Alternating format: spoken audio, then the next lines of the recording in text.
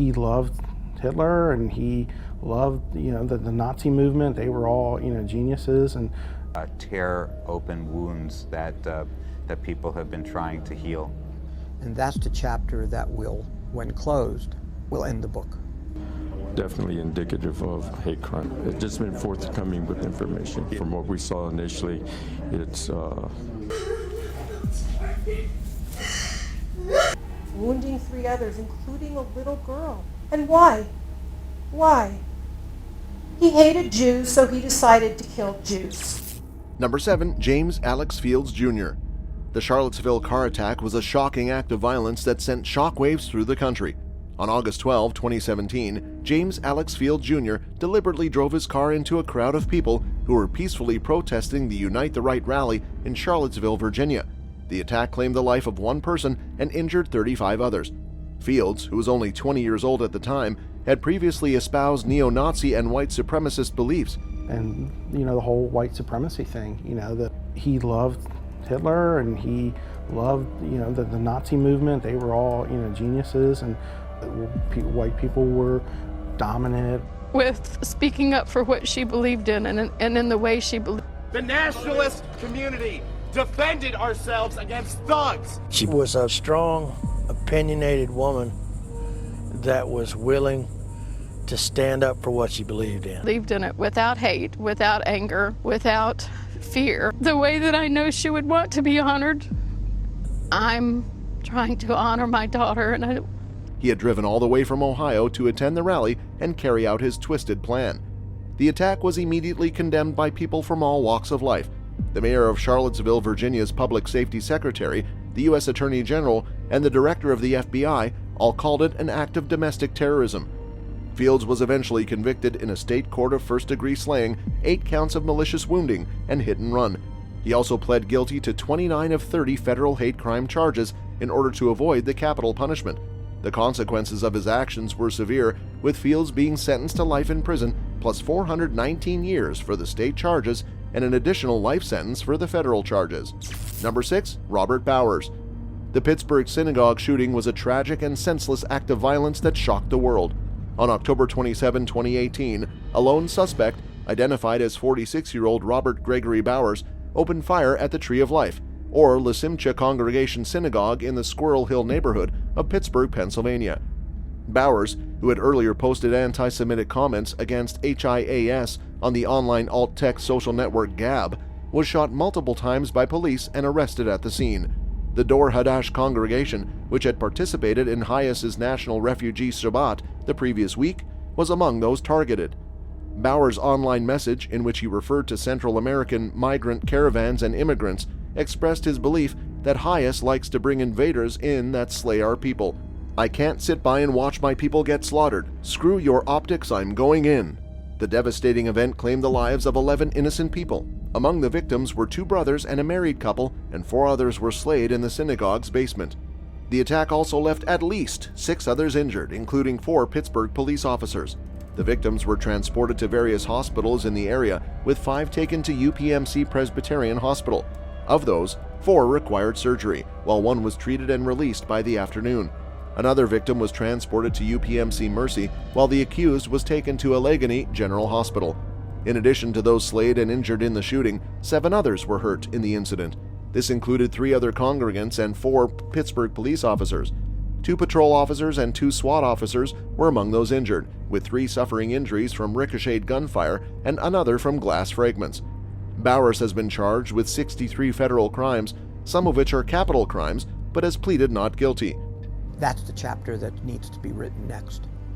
That's the chapter we're working on now. This will stick with everyone for the rest of their lives. I have no intention of saying his name. I have not said his name in 4 years. What's the phrase? Justice should be quick and swift. It's the job of the griever, the person who made the wrong. There will never be full closure. I have no intention of looking upon his face to ask forgiveness. Tear open wounds that people have been trying to heal. And that's the chapter that will, when closed, will end the book. During the trial, the evidence that's going to come out is going to just For every single person who has to testify in that trial, it will be a huge traumatic event. He also faces 36 charges in Pennsylvania State Court. Number 5, Patrick Crusius. On August 3, 2019, a mass shooting occurred at a Walmart store in El Paso, Texas, that claimed the lives of 23 people and injured another 23. The shooter, identified as 21-year-old Patrick Wood Crusius from Allen, Texas, was arrested and charged with capital slaying in connection with the attack. The shooting has been described as the most fatal attack on Latinos in modern American history since the 2016 Orlando nightclub shooting. The Federal Bureau of Investigation is investigating the shooting as an act of domestic terrorism and a hate crime. Crusius claimed to have posted a manifesto with white nationalist and anti-immigration themes on the image board 8chan shortly before the attack. The manifesto cited the Christchurch mosque shootings earlier that year and the far-right conspiracy theory known as the Great Replacement as inspiration for the attack. Definitely indicative of hate crime. It's just been forthcoming with information. From what we saw initially, it's...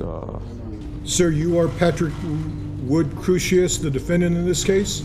Yes, Your Honor. This matter has already been scheduled for a conference setting, and to the indictment, sir, do you wish to enter a plea of guilty or not guilty? Not guilty. November 7th, 2019 at 2 o'clock.